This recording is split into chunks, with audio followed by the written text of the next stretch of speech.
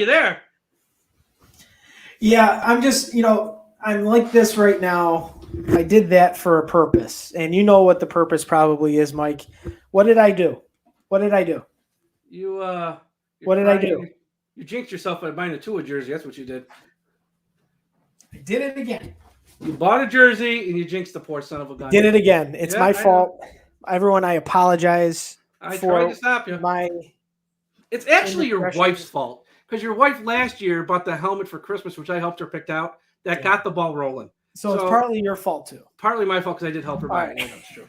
Welcome to a special edition, a live edition of Countdown to Kickoff. I am your host, Tom Ernessy. To my right is not Dante Collinelli. That is Mike Oliva. Mike, we've got a game to talk about, but we do have to touch base on the news, the big news from Saturday regarding quarterback Tua Tagovailoa. Yeah, that's the big story. I mean, I know they got a game Sunday in Las Vegas, but that really is secondary right now to the big news out of South Florida come Saturday that Tua is on IR out at least 3 weeks. At least. Now, it's a rib injury, and as I have said all week on previous podcasts with rib injuries, the time frame is anywhere from 2 to 6 weeks on average. So he could be back in a couple weeks. Well, now it's at least 3, but 6 is usually the max, but it could be 3. Hopefully it's just 3. We'll find out. To me, I got to be honest, Tom, and I want to know what you think about this. He went from having bruised ribs on Sunday and Monday to having fractured ribs on Wednesday or Thursday. I forget the official day. To now being on IR. I got a hunch, and you call me crazy. Did they knew Sunday or Monday his ribs were fractured and he was going on IR? Because this seems like a Saturday afternoon news dump when you got college football games going on, the Ryder Cup, Yankees, Red Sox playing big games, meaningful games that'll put one or possibly each in the playoffs. And they just let this slide out Saturday afternoon, 3 o'clock or so. Oh, yeah, he's going on IR, FYI, when nobody's paying attention, really. So I don't know, to me, he's out 3 weeks. Going to miss the Raiders game, the Colts game, and the Tampa Bay game at least. We'll see. Jacoby Brissett with this offensive line. It's going to be a challenge, Tom. Well, we'll find out. We're going to talk about that, but obviously the news of Tua going down to injured reserve for 3 weeks. And, I had a lot of what we call conversations on social media regarding the injury, people calling Tua soft, people just bashing the kid for now that he's on IR. No, other quarterbacks played through injury. It's always extremes. It's always extremes. Let me just put it this way. 99.999% of us sitting here gets their hip completely dislocated and comes back to play a sporting event like football, a really tough thing to do in less than a year, and then calling him soft is asinine. He's not soft.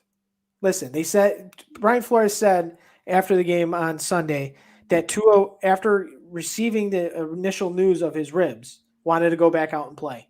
They said no. Tua wants to play this week. They said no. Now putting him on IR, I want to say this is him, Brian Flores, and the team saving Tua from himself and just letting him heal. This is a long season. If this was week 16 and he wanted to gut out a week 17 game, I'd understand. But we're in week 3. This is still a long way to go. But a lot of the other stuff, a lot of the outside noise, the conversations of other quarterbacks is all going to be amplified over the last 3 weeks. And there's no way you can sugarcoat around it. It's going to happen. Yeah, I mean, the guy has had, I think I saw it say from Barry Jackson of the Miami Herald, he's had 8 injuries since 2018. That's a lot. And, the Miami Dolphins knew this when they drafted him 5th overall. But again, a lot of people saying they should have went with Herbert over Tua. A lot of people, if you want to go back and, find their timelines, let's just say on social media, we're sitting there banging the table for Tua back in April 2020. So the Miami Dolphins knew they were taking a risk. They took a risk. So far, and it's only a year, so everyone don't take what I'm about to say out of context. Thus far, it hasn't worked out. Now, that could change. Fix the offensive line, Tua gets healthy, it could change. But so far, it hasn't worked out. That's, once again, a fact. So we'll see how this goes. Here's the question, though, Tom. And I brought this up on social media on Saturday, and people lost their minds. But it's a fair question. Let's say, and again, I have to preface this with if Jacoby Brissett goes 3-0, beats the Raiders, beats the Colts, beats Tampa Bay, and then Tua is healthy, do you ride the hot hand or do you go back automatically to Tua, no questions asked? Because here's why. If you go back to Tua, no questions asked, and he struggles against Jacksonville, or God forbid loses against Jacksonville, or whichever game he comes back in, you just got yourself a quarterback controversy. Yeah, I think you have to go back to Tua, and he was the clear-cut starter. I think if Jacoby Brissett plays well, that's a tip of the hat to Jacoby Brissett and the team for doing their job to hold fort. And if they can get 3 wins, that's great. I said if it's 2-1, that's still great. 1-2, you can get by it. 0-3 is a nightmare. 0-3, and you're on the brink of having your whole season sort of crumble. Right. 100%. And I think, especially going into this game against the Raiders are off to a very good start offensively. From a passing perspective, they're doing really well. Defensively, they're very aggressive up front, and we'll get into that when we get into the kickoff stuff here. This is a game that the Dolphins have to find a way to win. They found a way to win it last year. Crazy, miraculous win.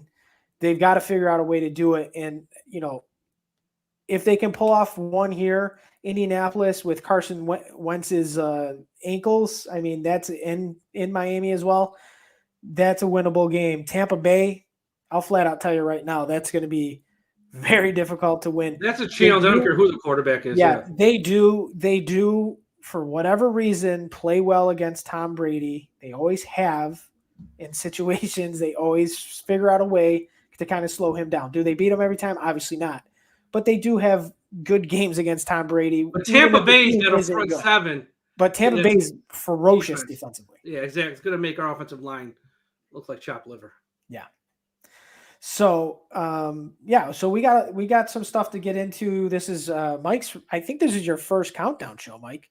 I think I did one last year when I think you were out last year one day. So I did one last year. I might have been. But yeah, we're gonna get into the kickoff stuff here. Obviously, I'd like to open this up with the injury report, and we know obviously the biggest thing with the injury report going into this game. Obviously, Tua is not playing. That is 100% real. Everybody else that was on the injury report this week, no injury designation. So the Dolphins are going to be with Jesse Davis. Take that with a grain of salt. Jakeem Grant also playing. Emmanuel Ogbah is playing. Devontae Parker and Preston Williams all a go. Tua is the only one not in the game. So relatively healthy through the first 2 weeks of the season. Obviously, you lose the biggest component of your team in quarterback. But for Vegas, this is a different story. Vegas is missing some key pieces to their team. First one being Josh Jacobs, their starting running back. He is out, doubtful, but he's got less than a 50% chance of playing, and he most likely is not suiting up. And Gruden hit into that at the beginning of the week. Richie Incognito, our former friend here in South Florida, he is out with an injury, and they even put him on the injury reserve. So before I move on to the other guys on the list, I will say this. Emmanuel Ogbah, Christian Wilkins, the guys up front, they need to eat. They need to attack where Richie Incognito was, and they need to do it early and often in this game. We got Dallin Leavitt. He has a concussion. He is out. He's a safety. Roderick Teamer, an ankle injury. He's also a safety. He is out. Jonathan Abram, Derek Carr, Alec Ingold, Quentin Jefferson, Nick Kwiatkowski, Alex Leatherwood, Carl Nassib, Yannick Ngakwe, and Darius Philin, all non-injury designations. They are all a go. This is Mike, as I said, this is a big game from a lot of perspectives here for Miami Dolphins, and they have to attack, and they have to get the job done. Yeah, it'll be interesting. And you mentioned the name Christian Wilkins, and when everyone talks about sort of the missed first round picks of late, I know it's been a hot topic with guys like Noah and Austin Jackson, not playing at the level everyone hoping. Christian Wilkins plays, but for where he was picked, I'd like to see a little more sometimes. And this is a week where, for a first round pick who was picked in the top half of round one, it'd be nice to him to have a sort of a standout game, make some big plays, and sort of be a leader on this team and, be part of a big day for that side of the ball. So for sure, we need him to do more, period. For where he was picked, nice player, don't get me wrong. Good guy, don't get me wrong. Need more from him. And by more, I don't necessarily mean sacks, just more impact plays over the course of a game. Yes, I agree. I think Christian Wilkins, since his rookie year, he's been steady. He's fine. He's good, around 3. But he needs to be an impact guy. And I agree with you. I think this is a game that he needs to make a huge impact up front. And, they felt that void of Raekwon Davis last week against the Bills. They were run on again and again and again by Devin Singletary, who honestly isn't that great of a running back, and absolutely torched the Dolphins on the ground with 143 yards. So let's get into the advantages here. Which team has the advantage for each position? I think you and I will agree with the first one. Quarterback position, easily Derek Carr, head and shoulders above Jacoby Brissett. Not even close. So, this is a game where Jacoby Brissett has to be steady. He has to not turn the ball over, and he needs to find some plays, and that is to get the ball into your playmakers' hands. Will Fuller is playing in this game. That's big in itself. That's an extra weapon on the field that they didn't have. And Will Fuller is a little more reliable when it comes to his hands than a Jakeem Grant. So that is an upgrade. Derek Carr they have the number 1 passing offense in the league through 2 weeks. You can't sugarcoat. I can't explain it because their wide receiver group isn't all world by any means, but Henry Ruggs is starting to come into his own here in his second year. Zay Jones, who has been a cast off from quite a few teams here. He's finding some ground right now. Darren Waller, we know about Darren Waller. Derek Carr is going to target Darren Waller. Because teams have to focus on him, so it's letting guys line up man-to-man, against the Ravens and Pittsburgh, who have okay secondaries, nothing spectacular, not like they were 5-6 years ago. Right. When everyone's got their focus on Waller, it opens up the field for everybody else. Yes. So the running back room is going to be an interesting day. So the Dolphins come in here healthy as we know. Myles Gaskin, Savon Ahmed, Malcolm Brown. The Raiders, they're going to be running out our old dear pal, Mr. Miami Miracle. Kenyon Drake is the starting running back for the Raiders. Mike, I'm going to lean the Dolphins here in regards of edge, in regards of running back. Granted, again, it's a push. You're looking None of these guys are any good. Slight advantage because I think Myles Gaskin is going to be able to do more, but they have to give him the opportunities to do more. And that's what's been frustrating me, and we've talked about it on the post-game shows. Myles Gaskin is averaging over 5 yards a carry this year, but they're not giving him the ball. 14 carries in 2 games. I think it was 5 and 9, or no, 9 and 5. 9 week 1, 5. He had 5 rushing snaps last week. It's just, it's once again, not that Myles Gaskin's Walter Payton, but you got to give him the ball more. He's your number 1 guy. I don't agree with it. I know you don't agree with it, but that's who they got as your number 1 guy. Feed him. You got to try and run the ball. Last week, that was the most frustrating thing. It's only a 14-0 game in the first half. I mean, they're still technically in the game, and they got away from the run on a day where they couldn't pass block to save their lives. So I'd rather run the ball for no gain than get sacked and lose 8. That's just me. Simple math. They got to mix it up, and the running game has to be a focal point for this team this week because we preached about it for the first 2 weeks. An RPO requires running. I think they're going to move away from the RPO offense just based on some of the things that were discussed on social media. I think they're going to tailor a little bit more to Jacoby Brissett's strengths. But they have to establish a ground game. You cannot let Derek Carr and the offense of the Raiders be on the field torturing your defense. You got to be able to give your defense some time to sit and relax, get right, and then get back on the field and make another stop so your offense can get back out there and attempt to get some more points. But, it's got to start with Myles Gaskin, and I really hope and expect the Dolphins to try to establish a ground game early. Put yourself in a position where you're going 3rd and 2, 3rd and 4, not 3rd and 9 or longer on almost every third down. Last week, I think against the Bills, they averaged 8.9 yards per third down. Yeah, You gotta make it easy on your offense. And the easiest way to do it is to get some yards on the ground. Some of this, I think when it comes to this, there's a few things in play here. Number one, I think a lot of the problems that the Miami Dolphins have on offense is, yes, with the offensive line. I think the other problem is we have a lot of young coaches. We got 2 offensive coordinators. One of them is a first-time offensive coordinator. Whether he's calling the plays or not, he's probably involved in the game plan. He's a first-time offensive coordinator. The other guy was only an offensive coordinator for like a couple of years at most.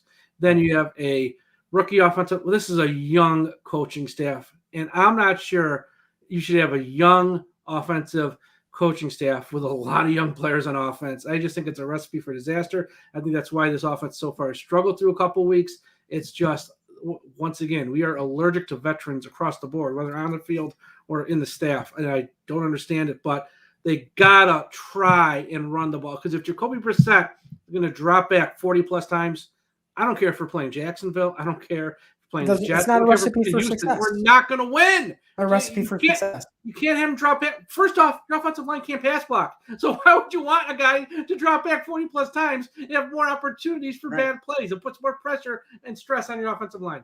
100%. So the advantage here in the wide receiver room, I'm going to go with the Dolphins because I think they have more talent. But obviously, it's the quarterback that has to make those guys work. Derek Carr obviously is getting the job done. But again, we're talking from a talent perspective and who can make more of an impact on the game from that specific group. I think the Dolphins now adding Will Fuller. I've liked, outside of some of the drops and the punt muff by Jalen Waddle, I've been impressed with him thus far. I think he's a dynamic playmaker. Adding Will Fuller to the mix is huge. And Devontae Parker has been very steady. He's been the Dolphins' best wide receiver. He's been very good down in the open field. Sans the drop last week. Like I said, last week was terrible on all fronts, and you can't just pin one certain thing on each of these guys. They got them all move forward, just like us. We have to move forward. I like the Dolphins' wide receiver room. I think they have a ton more talent. Now it's just up to Jacoby Brissett to get the most use out of them, but the Dolphins have the advantage here. Yeah, if we're taking out the tight end out of the equation, the edge goes to Miami. They have more talent. Obviously, Wilson can't have a couple of drops. Waddle can't have a drop. Parker can't have a drop. But I'll give out of all the problems on offense, that's like the least of them right now. So I'll give them just an off week. And I think Miami, yes, has more. Oops, I shouldn't have hit that. I think Miami has more talent on wide receiver. Receiver. Yeah, and this one is a no-brainer. Darren Waller is above and beyond. He's the second best tight end in football. And that's not a knock on Mike Gesicki. It's not a knock on Gesicki. There's only one guy Waller wouldn't be number one against. So Travis don't take Kelce. it as a knock. Nobody's a hater. Right. Oh my God, you guys are so negative about the Dolphins. No, the Raiders have a better tight end. That's all. Waller is elite, and I hope Eric Rowe ate his Wheaties because last year he had his breakfast stolen. Well, he was hardly on the field last week, so let's see if he's even on the field this week. Yeah, I wouldn't be surprised if we see a little more Javon Holland in this game, especially potentially covering Darren Waller because he is athletic as hell. Not to say Rowe's not, but maybe they want a little younger. I think they're going to throw multiple looks at him. They're going to do multiple things to throw him off. They're going to try to get – because Darren Waller is the most targeted Raider on offense. You have to find a way to – take him out of the equation. They're going to put two guys on him. They're going to throw the. They got to bracket him. They have to bracket him. They can't just leave him one-on-one with Eric Rowe again because we saw what happened last year, and we've seen what's happened so far against the opposing teams trying to go one-on-one with Darren Waller. It's just a recipe for disaster. So the offensive line. Well, I mean, come on, this is laughing. We don't have to spend too much time on this until the Dolphins can prove anything up front this season. This is an easy win for the Raiders, even missing arguably their best guy, which is Richie Incognito. So Yeah, I mean, and I know the Dolphins are going to move guys around, and that's great. You got to try something, but it's hard pressed for me to think moving a guy from right tackle to left guard, or from left guard to right tackle, and all of a sudden they're magically going to become great overnight. I get it; they got to try. Eichenberg's going to be on the field. That's all I care about, because as I said, have said all week, he's our best offensive lineman, and it's not even close. So he's got to be on the field. Now, if he's at left tackle, left guard, or right tackle, I have no freaking clue. But he's got to be one of the five. That's all I know. And he will be. Outside of that, I don't think anybody has a safe job at this point. You could see Greg Mann's out there. You could see Robert Jones in the mix. You could see who knows what. But they're going to shuffle it. And shuffling it is just a Band-Aid. So it could be marginally better, but it ain't going to be good. Right. That's just that's real talk, folks. Right. Real talk. We got to see what they're going to do. And I think, before we came on, I'm personally thinking that we will see Liam Eichenberg in the starting lineup. Where he is, we'll find out. You're hitting the wrong button. Sorry about that. It's all right. It happens. Move your mouse off of it. I think we'll see Liam Eichenberg in the starting lineup. Where, again, we don't know. I think Jesse Davis will probably stay in. Where, we don't know. Here's what I think. This logic, let's use logic.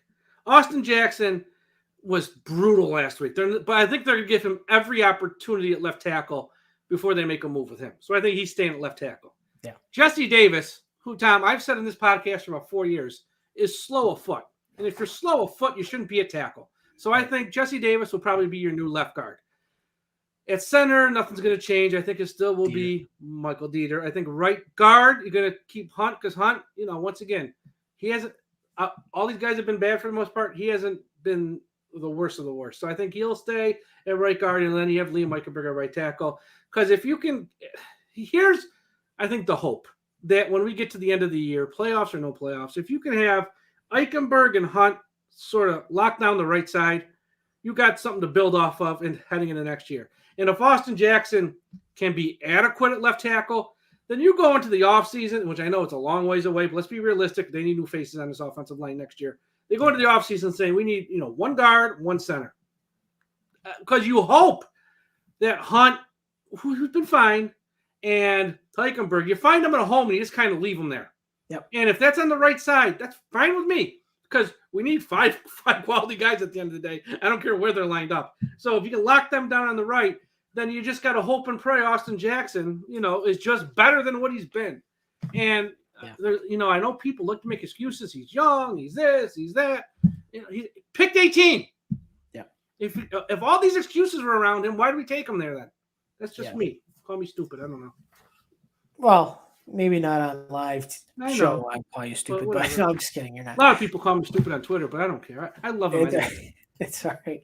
Let's talk defensive line. This is another easy win for the Raiders. Carl Nassib, Max Crosby have been tremendous, absolutely tremendous so far this season. Max Crosby's ranked right now the number one Pro Football Focus defensive lineman. Edge rusher. He's number one. Carl Nassib's, I think, ranked 9th or 10th on that list. That's recipe for disaster. Yeah. But the Dolphins, Emmanuel Ogbah, I think he's been very good so far this season. He's made some good plays. He's the most consistent guy we have up front. The Dolphins have to find a way to get pressure. And, last week I thought they had a great game plan against Josh Allen, because based on statistics, that was Josh Allen's worst game he's ever played against the Dolphins. I thought they had a good game plan for him. Josh Allen did make some plays. He ended up burning them on that one rollout play, throwing across the grain and finding wide open stuff on Diggs. He made some big plays down the field. But overall, they had him contained, and he was not making good throws. They have to do the same thing, but they have to bring pressure from the guys up front. And that's what the Raiders do really well. And that's what the Dolphins have not done great so far this season. Well, the Raiders, John Gruden, this isn't a coach of the year move. So he's going to pop in the tape of the game against the Bills and say, see what they did? Copy that. Oh, without question. It's not Without it's not question. rocket science. Whatever the Bills did, we're going to do the same thing because until they can prove they can block that, why would we do anything different? So Exactly. that's what the Exactly. Raiders. That you know what you're going to get. So they've had all week the Dolphins. You Yeah. know what you're getting from not only the Raiders, every team that you play this year until you prove you can stop it. They're going to Right. blitz from every angle, and we'll see. I also forgot to mention they have Yannick Ngakoue. So Yeah, there's a lot of beef up front for those guys. That's going to be a tough matchup for the Dolphins offensive line, but the Raiders clearly have an advantage there with just talent alone. Linebacking group. I'm looking at the Raiders from a linebacker perspective. Corey Littleton, Nick Kwiatkowski, who's going to be playing. He was on the injury list. Denzel Perriman. They have KJ Wright. We know what the Dolphins have. They got your boy AVG. They've got Jerome Baker, Landon Roberts. Can we see Jalen Phillips this week for more than like 5 plays? Please. I don't like care if he can drop back into coverage. I don't care if he knows what cover 3 is. He can learn that over time. You know what I know he can do now? Rush the Because he's pass. really fast and athletic. Splits him.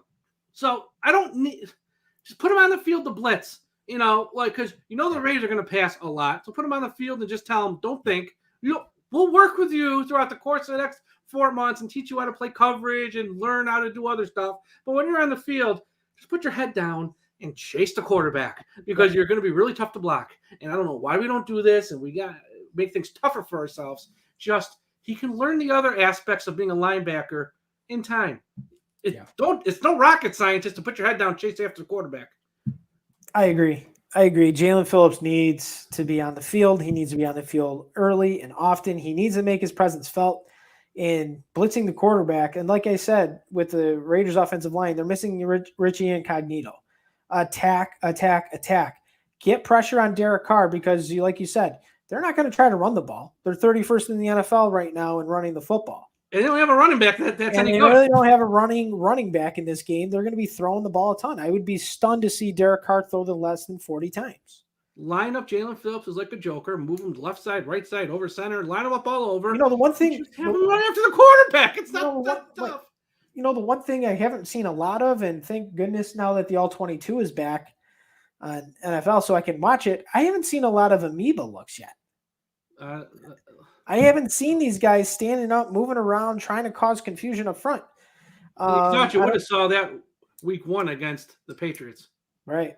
But we really didn't. They just played a lot of zone defense against the Patriots, kept everything in front. They tried to do that again last week against Buffalo. So for the most part, like I said, I like what the defense has done overall. I think they have the right game plan. The offense did not do any favors for that team last week. None. Nope. Defensive back. This is a fun discussion because the Raiders have Trayvon Mullen. They have Casey Hayward, former Charger. They've got Arnett. They've got Jonathan Abram, and they got Trayvon Mooring. I like Trayvon Mooring. I thought he was a very good prospect coming out of TCU last year. And the Dolphins secondary, we can't say enough. I mean, each and every week, we can't say enough about Xavier Howard. And for a guy of Xavier Howard's caliber, picking off Josh Allen last week, forcing a fumble week 1 to win the game against the Patriots when it seems like the game was just going to slip away, he needs to have, I hate to say it, he needs to have a monster game against Derek Carr and the Raiders. He needs to figure out, he needs to get the ball in his hands. He needs to make plays on defense. He needs to try to set the offense up with short fields, whatever they got to do, because the Raiders come in with the number 1 passing attack. You got to slow them down. If you could slow down their passing attack and you can get after Derek Carr, who's on a bum ankle right now, if you can get the pressure and you can get it to work, defensive backs are going to have a good, could have a field day with these wide receivers because they are very good in coverage and they do have good back end safeties. And I again, praising the hell out of Javon Holland. He's a hell of a player. I'd love to see him on Darren Waller. We'll find out, but I'm going to give the slight advantage to Miami because they have the best corner in football. Yeah, I mean, I would give the edge of Miami too. Anytime you got Howard and Jones, very few teams can compete with that. It's safety. I actually like our safeties more than most. I mean, Holland is only a couple games. It looked well. Rowe, I think's played well. And Jones is one of those guys who he's got a nose for the football. Wherever something's going on, Brandon Jones is. He reminds me of my boy AVG just in the secondary. He just seems to be around the play all the time. Guys like that, when they're always around the play, are going to make plays eventually. So I like our secondary a lot. I think it's obviously the strength of our team. But, I'll give the edge to Miami. Last but not least, special teams. It's, I always like talking special teams. I think Jason Sanders, unfortunately, has not had many opportunities yet this year to put his stamp on a game. He's perfect in kicking at this point. Daniel Carson had a very strong finish to last season. He's a good kicker. There's a lot of good overall players here, between Hunter Renfrow, Kenyon Drake is listed as their kick returner. Henry Ruggs is listed there as well. I think the Raiders have a slight advantage just because I trust their returners more than I trust Miami's, with Jakeem Grant and Jalen Waddle both having some issues. Yeah, this is a tough one. I don't know. It's probably a push. I think each team is good with special teams. I don't know if one's head and shoulders better than the other. All right, Mike, what's your key matchup for the game? Oh boy, key matchup. Can the Miami Dolphins offensive line look like a competent professional offensive line? Can they hold a block and not get guys destroyed? Can they, just look somewhat competent? All week I've heard, these are professionals and, they were embarrassed last week and they're going to, really rebound and have a strong showing this week. Well, yeah, but you know what? This unit was also bad last year and I really didn't see that ever happen once. So it's the offensive line. Can the Miami Dolphins offensive line give the offense a chance to score points? Because if they can't, I don't care if it's Jacoby Brissett, Reed Sennett, Tua Tagovailoa, Joe Montana, Otto Graham, Bart Starr. You ain't scoring any points if they can't hold a block at all. And I know I've been asked a lot this week about, with Will Fuller back, are we going to see him and Waddle and all these guys run down the field, long play? No, because if you can't hold a block for a couple seconds, it doesn't give your wide receivers time to get downfield for a long play. So you're not going to see those big pass plays that we all were hoping to see because the offensive line can't hold a block for that long. No. You got to have a 5 or 7 step drop for something like that. And, our quarterbacks get 1 foot out of the gate and they're getting hit. So I don't know, but that's the matchup right there because we're going to be good on defense. And if we give our quarterback a little bit of time, I think we'll score a few points, and then you just got to hope you score one more than the opponent. That's right. For me, it's Darren Waller versus the defensive backs. I think if you can contain Waller, force the issue with Carr. Carr is known to make mistakes. He's not perfect by any means as a quarterback. And if they can get him to move away from Waller and you have man coverage on the outside with Xavier Howard and Byron Jones, likelihood is those guys aren't going to be very open either. So where do you go? You dump the ball off to Kenyon Drake, throw the ball to Hunter Renfrow. I think the Dolphins have enough pieces there. But if Darren Waller goes off like he did last season, it's going to be a long day for the Miami Dolphins. They have to figure out a way to bracket him, get 2 guys in his face, chip him at the line of scrimmage, get him off his route, and force Derek Carr to go elsewhere. If you're going to have Derek Carr beat you, don't let him beat you with Darren Waller. Period. Here's the other thing too, and I know this won't happen, but I'm going to say it anyways. If we win the coin toss, our head coach always defers second half. Always starts with defense, which I get. It's your strongest unit. You no matter what the score is, you start off the second half with the ball, maybe score right before the half, get the ball again. I get why he does it. Yeah. Right now, we are a team that's sort of on the brink where if we fall behind, bad. We ain't playing catch-up football. This is a team that needs to get a lead, that needs to play from in front right now.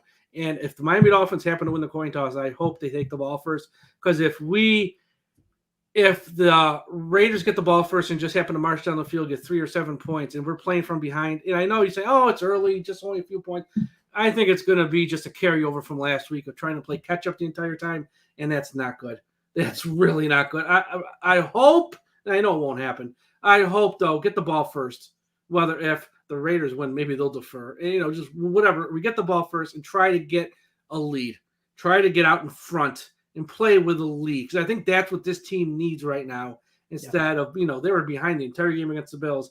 And if we just sort of carry that over into this game, it's just going to feel like one nonstop game that was like 4 quarters against the Bills, quarter 5, quarter 6, quarter 7. And I don't need to see that. And I think that'll just be a mind.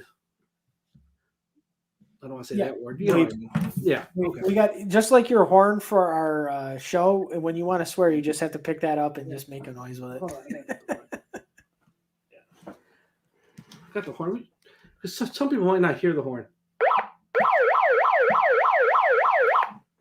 Not everyone listens to the Gambling Corner, but people should. I think it's we have a lot of fun on the Gambling Corner. Although my picks today weren't too great. Only 1 and 2. All right.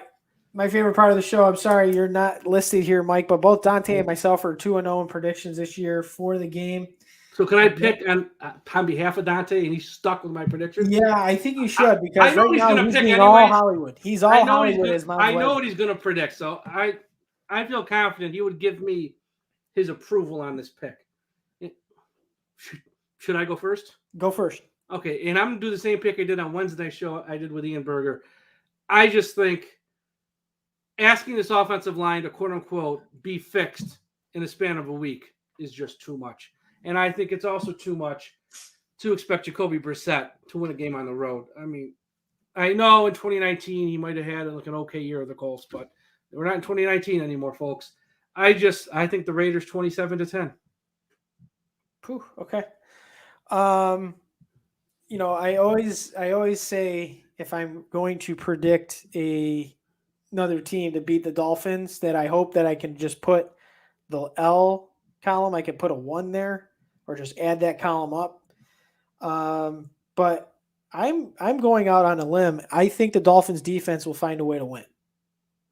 And I think the Dolphins will win this game by a very generous score of 20-17.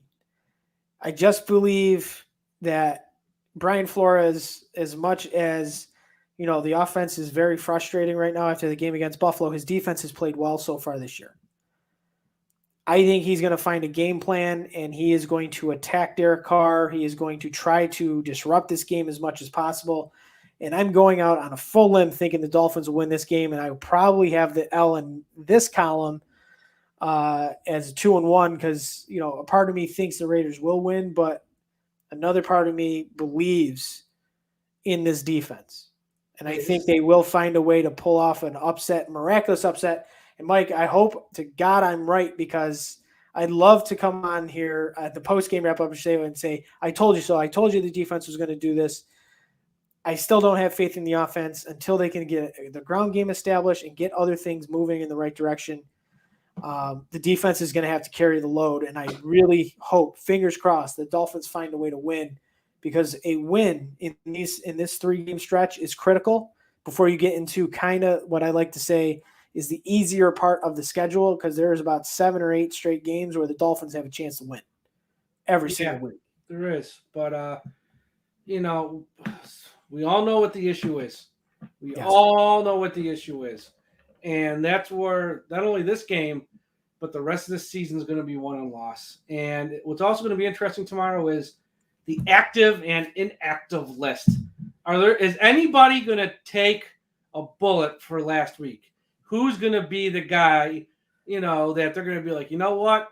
You ain't playing against the Raiders after what we saw last week. Well, if there's anything, it's going to have to be the offensive line. There could be a surprise there. I'll give you another name that might be a surprise. Albert Wilson. Will Fuller's back. Yeah. Albert Wilson had 2 drops last week that were absolutely brutal. Yeah. They might want to send a message there. Yeah, that could be the case. They're going to send a message to somebody. I don't know who, but somebody's getting sent a message to that what happened last week is, not acceptable. And it could be a few people, but I think at least one. And also, Noah Igbenogany, will he suit up and play? Question. Hunter Long, will he suit up and play? I hope so. I hope so. That's where a lot. It's once again, it's not that they lost to the Bills. It's the fact that they lost 35-0 and we're not competitive, and the fact that we've had an army of draft picks the past 2 years, and some of these guys don't even play. And if and people are just sick of the excuses. Right. Well, it takes time to develop. Or Adam Shaheen's back. Well, if Adam Shaheen, we had Adam Shaheen prior to the draft. If he's so scary talented, why do we take Hunter Long to begin with? I mean, there's no people twist themselves into pretzels to make excuses that make no sense. And this is what we need to see. We look, first round pick, second round pick, third round picks, make plays. Period. That's what everyone wants to see. Even if they lose, if those guys make plays, you're at least selling hope at that point. Yeah, I agree. I'll be interested to see how that plays out too. We'll find out what's going to happen as we get closer to kickoff, and we'll see. We'll see. Thank you all for watching. Well, I got two questions for you. Oh, shoot. And then we can wrap it up because I know it's late. Miami Dolphins, would you trade for linebacker Jamie Collins? No. Can he play tackle? Well, that's my next question. Would you trade for offensive tackle Taylor Decker? In a heartbeat. It's going to cost you probably a second-round pick. But he has a long-term answer, though. Okay, and that does take away a pick in case you want to trade for at some point down the road. And you know who it is. All right, so from here on out, we're going to just refer to him as Yep. All right, I like it. Because if I say we're not going to talk about lose. Right now. No, but that does take away a pick, though, that you could use for that. Yes, but at the same time, how much is that going to cost? I bet, if there's a premium lineman available, Taylor Decker is a premium lineman. He's going to cost you a second-round pick. He's in the prime of his career. If you can get him for a third, if you can get him for a player and a pick, maybe you don't have to throw a high pick in there, but if you can kind of throw in a decent player, I don't know who. I don't think the Lions are just going to want picks because they are just stockpiling picks. They're not going to want like a scrub. Put it this way, they're not going to take Noah Igbenogany off our hands. That's our problem we're stuck with. They ain't taking him. They want a pick. So it's a second-round pick, which it's fine if you're comfortable with your quarterback. But if you need to hold on to picks to trade for in November or next year, then you might not be able to part with a second-round pick because that might be something that solves a bigger issue. So that's where that one's interesting because he might be on the block and he might be someone you can get, but for a second-round pick, I don't know if they can trade that pick. They got to hold on to those picks now because all the smoke around might be real and they might have to need that pick. So that's one to keep an eye on. We'll see what happens. Yeah. Last but not least, I forgot to, since I'm the driver of this show. Everyone, go to manscaped.com for all your Manscaped needs. Over, I don't know how many millions of people. I got the live read. Our friends at Manscaped, here, let me do my thing. Our friends at Manscaped are the global leaders in below-the-waist grooming, and they want to make sure you're using the right tools for the job. That's why everyone should choose Manscaped when it comes time for all their grooming needs. Everyone go to manscaped.com and use the promo code DolphinsTalk to save 20% time on your order and get free shipping. Again, promo code DolphinsTalk. Save 20%, get free shipping. Try such great products as the Lawnmower 4.0, the Weed Whacker, the Shed Travel Bag, the Crop Preserver, and Crop Preserver, Crop Reviver. Manscaped.com, promo code DolphinsTalk, 20% free shipping. And of course, BetUS, go to betus.com, promo code DolphinsTalk, 125% sign-on bonus. Make money with BetUS. You can bet the Ryder Cup, UFC, PGA, LPGA, if that's your thing. Major League Baseball is heating up now. You can bet NFL, college football. You got a big game coming up for those of you watching live between Oregon and Arizona here in a few hours. Oregon minus 28 is the tip. There's a ton of games to bet, and BetUS, you play, you win, you get paid. They are the leaders in online sports gambling. BetUS, promo code DolphinsTalk. How do you like that? I like it. I'm also not happy with Purdue letting me down from my Purdue let you down. How'd you do with the other games today? Good. Arkansas, Won, I right? believe, over the 4.5. Yeah. I think they won outright. Yeah, I think they did too. I said it in the article. It was the easiest bet of all weekend. Only a 63 over-under for Texas and Texas Tech. That was done 8 minutes left in the third quarter. I know. Nobody plays defense in the Big 12. You can take the over on most of those Big 12 games you're going to hit. Easy money, baby. All right. All right. Well, everyone, enjoy the game. Mike and I will be here with the post-game wrap-up show tomorrow after the Dolphins and Raiders. They kick off is at 4:05 from Vegas. Fingers crossed, everybody. Fingers crossed. Let's see Light what some this candles. team can do. Say some prayers. Let's all have a prayer circle for our quarterback to If get you don't healthy. believe in God, start. Yeah, and our offensive line can make some blocks. So, all right, let's wrap it up. Enjoy it. We'll talk soon. Fins up. Let's go.